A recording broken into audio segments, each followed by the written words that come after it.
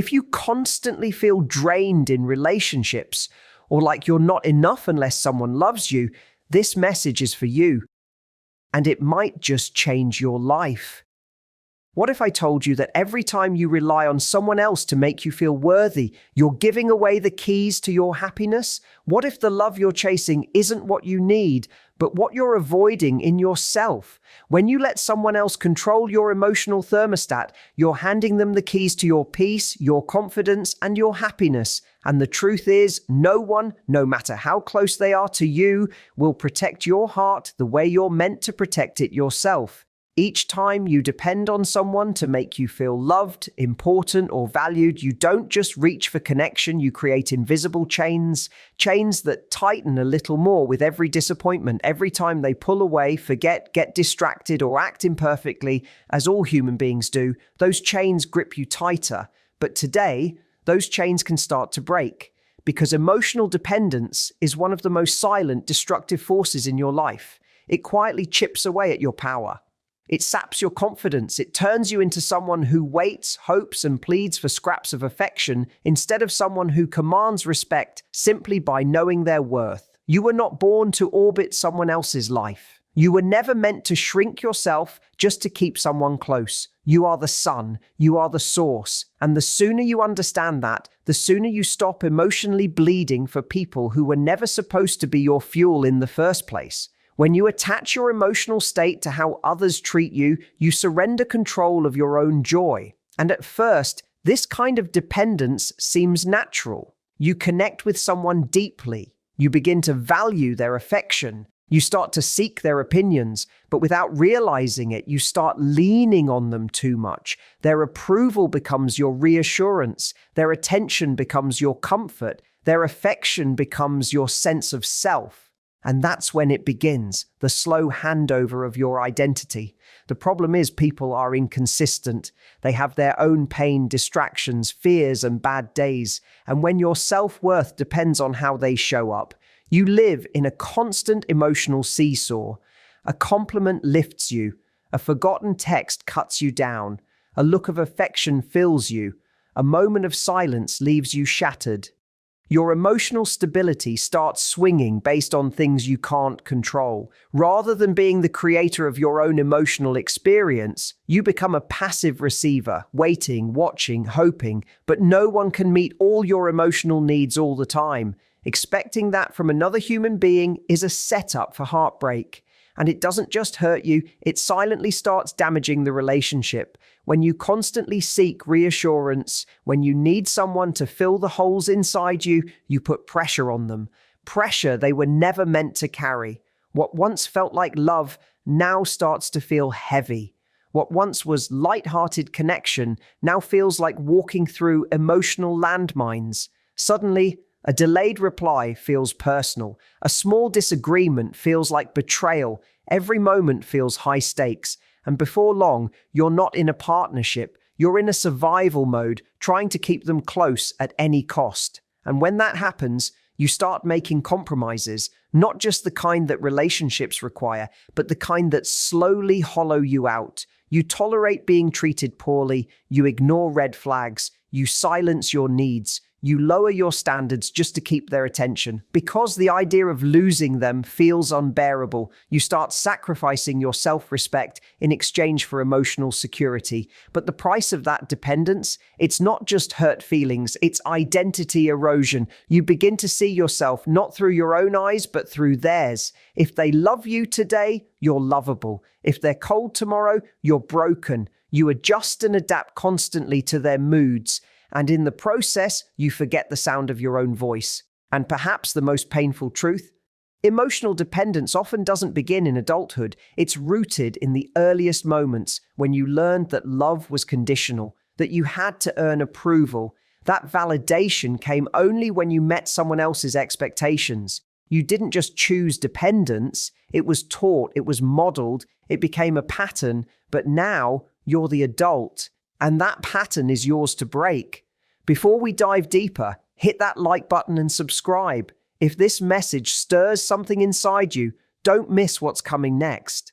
The pain of emotional dependence is profound because it doesn't just touch the surface, it attacks your foundation. It quietly teaches you to question your own significance every time someone pulls away. You begin to interpret someone's silence as a reflection of your worth. Their mood swings become a mirror for your self-esteem, a distracted tone, a late reply, a missed call, and suddenly you're spiraling. You find yourself desperate for reassurance, not because you're needy, but because you haven't yet built the kind of self-love that stands strong when no one is there to offer validation. And the most deceptive part? It happens so gradually. You don't wake up one day completely emotionally dependent. It's a slow drift. It starts with a little reliance here, a small compromise there, a quiet fear of losing someone that grows louder over time, until one day you realize that your confidence, your emotions, your dreams are all being puppeted by the presence, absence, and approval of someone else. But that realization, it's powerful. Painful, yes, but powerful. Because it becomes the turning point. You were not born to live at the mercy of someone else's moods. You were not made to feel worthy only when someone else says so. You were never meant to hand over the pen and let someone else write the story of your emotional life. When you're emotionally dependent, you don't just crave attention, you make it a requirement, and that weight doesn't just sit on you, it suffocates the people you love. Because when your emotional balance relies entirely on another person's ability to constantly validate, affirm, and rescue you, you create a pressure that wears down even the healthiest connection.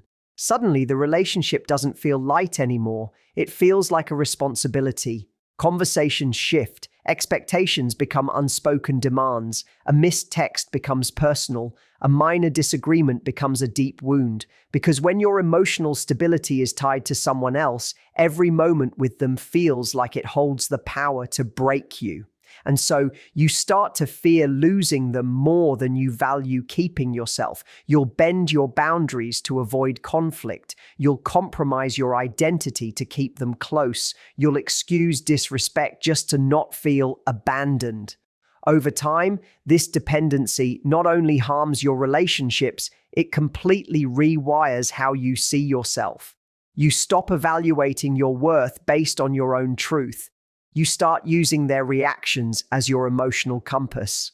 If they're warm today, you're enough. If they're distant tomorrow, you feel invisible. It becomes a cycle you can't seem to escape. You're no longer living for your dreams.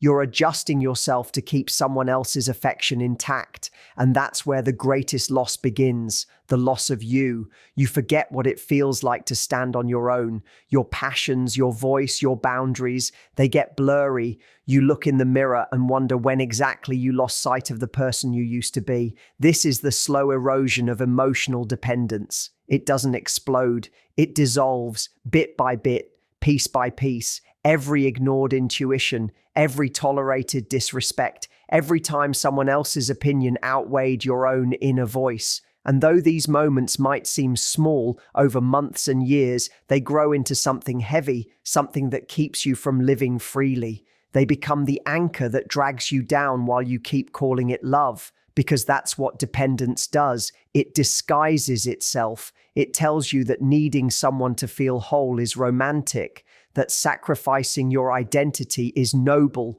That anxiety over their absence means your love is deep, but that's not love. That's fear wearing a mask. Real love doesn't erase you. It doesn't demand that you abandon your values, your voice, your vision. Real love enhances you. Real love stands beside you, not over you. It breathes with you, not through you. And if you're sacrificing your sense of self just to hold on to someone, that's not love. That's fear of being alone. That's fear of not being enough. That's fear of what you might find when you're finally left with only yourself. But that moment when you are left alone is not the end. It's the beginning. It's where healing starts. It's where truth is found. It's where strength is born. And it's where you realize the only person you truly needed to depend on was always you. The real cost of emotional dependence isn't just emotional pain, it's identity decay. the slow and subtle fading of who you are, traded piece by piece for temporary reassurance from someone else. You begin to shift your values just to maintain their favor. You ignore your own needs because you fear their disapproval. You accept behavior that violates your sense of worth because the thought of losing them feels more terrifying than losing yourself. In trying so hard to preserve the relationship, you end up sacrificing the most important one, the one with yourself. Your dreams, once vibrant, start to feel irrelevant. You make decisions not based on what fuels your soul, but on what pleases them. You silence your voice to avoid conflict, downplay your emotions to seem agreeable, and before long, your sense of self becomes diluted. You look in the mirror and see someone surviving, not thriving, someone adjusting constantly, afraid to be too much, afraid to not be enough. You start to feel like a stranger in your own life. This isn't just emotional discomfort, it's the slow death of authenticity. Because every time you deny your own truth to keep someone else comfortable, a part of you fades. Every time you let someone else's approval determine your self-worth, you hand over another piece of your power. Every time you swallow your needs and call it love, you're reinforcing the lie that your desires don't matter. And here's the dangerous part. All of this often hides under the disguise of love, loyalty, and connection. You tell yourself you're being understanding, that you're being flexible, that love requires sacrifice. And yes, love does ask for understanding, but not at the cost of your identity. It does ask for compromise, but not the kind that erases you. But real love doesn't require you to vanish. Real love invites you to expand, to grow, to become more of who you are, not less. Love doesn't silence your dreams. It doesn't shrink your light. It doesn't ask for the death of your voice just to keep the connection alive. Emotional dependence is not love. It is fear dressed up as devotion. It's fear of being abandoned, fear of not being enough, fear of sitting alone with yourself and facing what's been left unhealed. To break free, you need brutal self-honesty. You need to admit where you've made yourself small, where you've compromised your values to keep someone from leaving, where you've abandoned your own heart while chasing someone else's approval. Yes, it's painful to face these truths, but they are the keys to your freedom, because once you stop outsourcing your self-worth, you stop living in fear of rejection, you stop twisting yourself to fit into someone else's story, and you start building a life that's rooted in your own voice, your own values, your own vision. That's the shift. That's where freedom begins. Depending on others for validation is like chasing shadows. Just when you think you've caught the light, it shifts again, and you're left empty, confused, uncertain, and craving more, because that's what external validation does. It creates a cycle that can never fully satisfy. You get a compliment, and for a moment, you soar. Then comes a criticism, and suddenly, you're spiraling. One kind word makes you feel seen. One period of silence makes you feel forgotten. Your sense of self becomes a roller coaster of emotional highs and lows, determined entirely by someone else's words, actions, and attention. But real freedom begins the moment you stop looking outward to be enough and start looking inward to know that you already are. When you source your validation from within, you reclaim the power you unknowingly gave away. You stop asking others to tell you that you matter, and instead, you tell yourself. You stop waiting for applause and start offering your own recognition.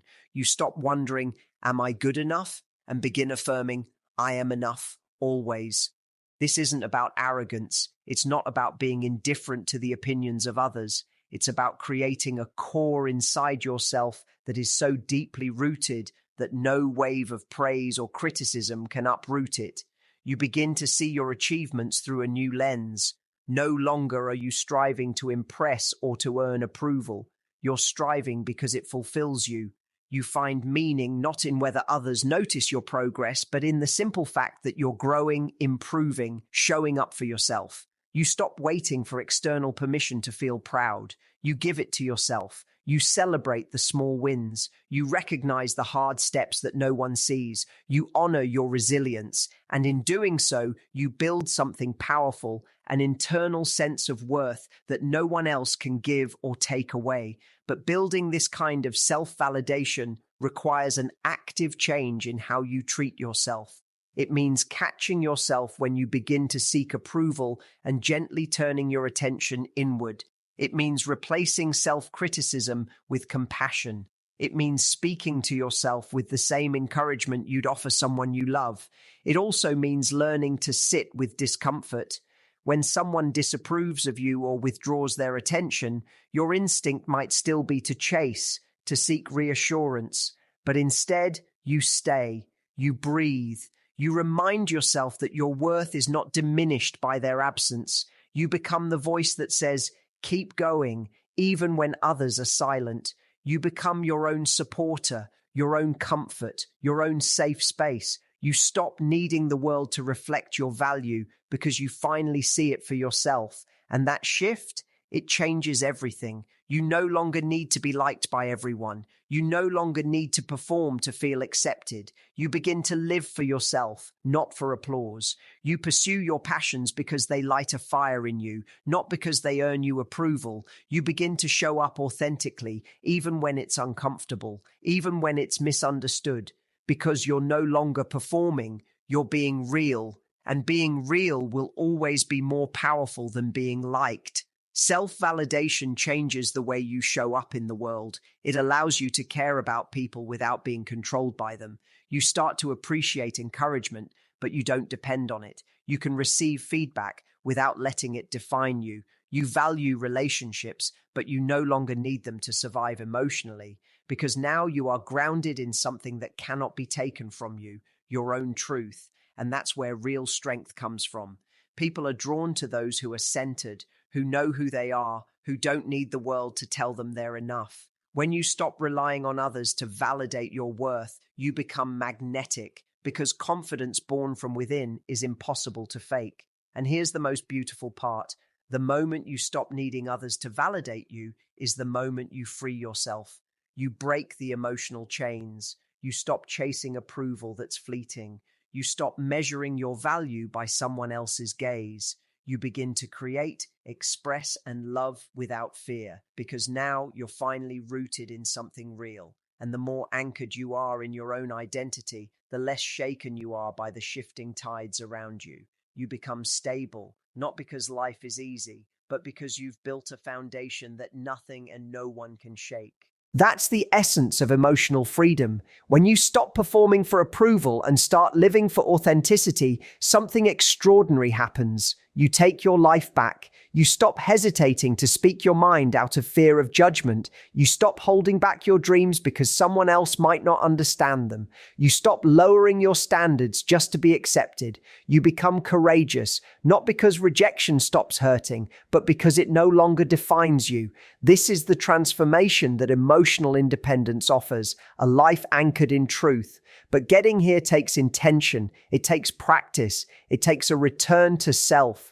Because for too long, your attention has been focused outward. You've been watching for reactions, adjusting your behavior, contorting yourself to keep the peace. You've been reading their moods like weather reports, trying to stay safe. And in the process, you've grown further and further away from your own emotional center. Now it's time to come home to yourself. And that starts with radical honesty. You begin by asking, what are my values? What do I need? What do I want? Not what do they want from me. You listen to the parts of yourself that have been quieted, your intuition, your boundaries, your desires. Reconnection doesn't mean isolation. It means tuning out the noise so you can hear your own truth again. It's about realigning with who you are beneath all the roles you've been playing for acceptance.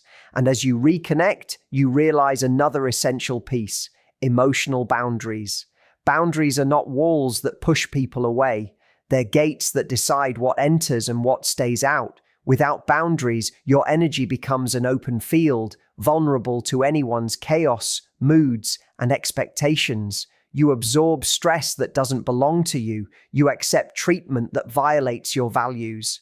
You allow others to define the terms of your emotional safety. But when you begin setting boundaries, not just with others, but with yourself, you start to reclaim your power. You say, this is what I will accept. This is what I will no longer allow. This is where I protect my peace. And the moment you draw that line, not in anger, but in clarity, you begin to change the way you relate to the world. You stop apologizing for protecting your energy. You stop explaining your number. You stop feeling guilty for putting yourself first. And here's something else. One of the most powerful tools in reclaiming your independence is solitude. Not the loneliness you fear, but the solitude you need. Because solitude, when chosen intentionally, becomes sacred. It becomes a space where no one else's voice is louder than your own. It's in solitude that you rediscover what inspires you, what matters to you, what brings you peace, not because someone told you it should, but because it resonates with your soul. Too many people fear being alone because they associate it with rejection, insignificance, or abandonment. But true solitude is the opposite. It is presence. It is clarity. It is power. In solitude, you're reminded that you are whole, that you are capable of self-reflection, of joy, of healing, without needing someone to constantly fill the space beside you. You realize you can feel seen, even when no one is watching. You can feel loved, even in the quiet. Solitude is not a withdrawal from life. It's a reconnection to it. And as you embrace that stillness, you begin to see how much of your emotional instability was rooted in self-abandonment. You begin to see how much of your anxiety came not from others' actions, but from betraying your own truth for the sake of being accepted. The emptiness you tried to fill with attention, it was never a call for someone else. It was a call to return to yourself. True happiness was never about getting everyone to love you. It was about finally learning to love yourself. And each time you honor your own needs, trust your gut, and follow your vision, you build emotional independence, one small moment at a time.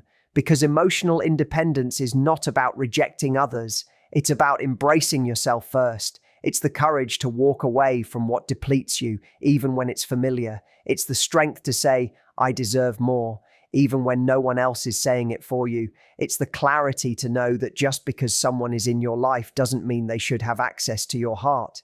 You become more selective, not out of fear, but out of respect for your own energy.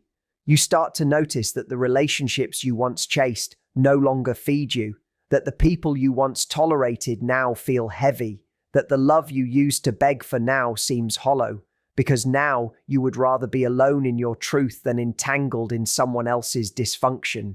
This journey asks for bravery. It asks you to disappoint people who once benefited from your lack of boundaries. It asks you to stay strong when the loneliness creeps in, to sit through the urge to run back to comfort, even when that comfort cost you your identity. But that discomfort, it will pass. And when it does, it leaves behind something stronger. It leaves behind growth, clarity, confidence, and a joy far more real than anything you ever earned through approval. It's not the easy path, but it's the one that leads you back to freedom. A freedom where your worth is yours again, where your happiness no longer depends on someone else staying, and where you finally remember what it feels like to belong to yourself.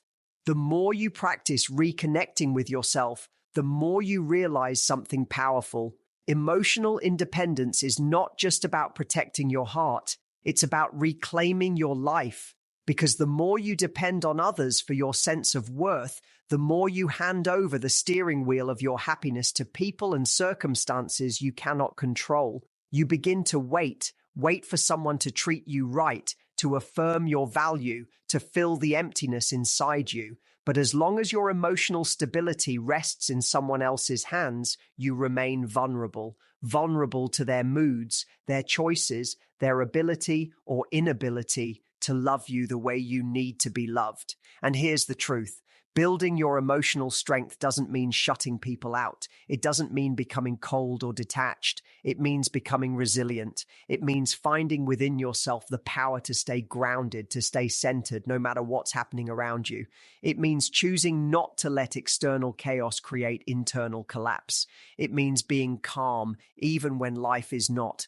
Because emotional stability is what keeps you steady in the middle of the storm. It's what allows you to remain whole when others misunderstand you, hurt you, or leave. It's the inner foundation that holds you up when everything around you falls apart. But this doesn't mean you won't feel pain. Of course you will. You'll feel sadness, disappointment, anger. That's part of being human. But the difference is you no longer let those emotions dictate your identity. You no longer spiral because someone disapproves of you. You no longer collapse every time plans fall apart or someone walks away. Instead, you feel it, you process it, and you move forward because now you are rooted in something stronger than circumstance. And one of the most essential keys to that strength, emotional awareness. You must become deeply familiar with your emotional patterns. You must recognize your triggers, your emotional defaults, your subconscious reactions, because most people are still ruled by feelings they never learned to name. They lash out when they feel hurt. They cling when they feel insecure. They withdraw when they feel unworthy. But when you begin to understand your emotional landscape, you gain the ability to choose a response rather than react from pain. You learn to pause, to breathe, to ask, is this reaction coming from my highest self or my wounded self? And in that space, you gain freedom. You become less reactive, less impulsive, less afraid, because now you are led by awareness, not by fear. Another crucial tool in building emotional strength is learning how to self-soothe. Instead of running to someone else to calm your anxiety or fix your emotions, you learn to do it yourself. You become your own anchor. You create rituals that restore you. You might journal your thoughts to bring clarity, walk in nature to reconnect with stillness, meditate to return to center, or simply sit in silence and breathe through discomfort. Whatever it is, the point is this: you no longer need someone else to rescue you.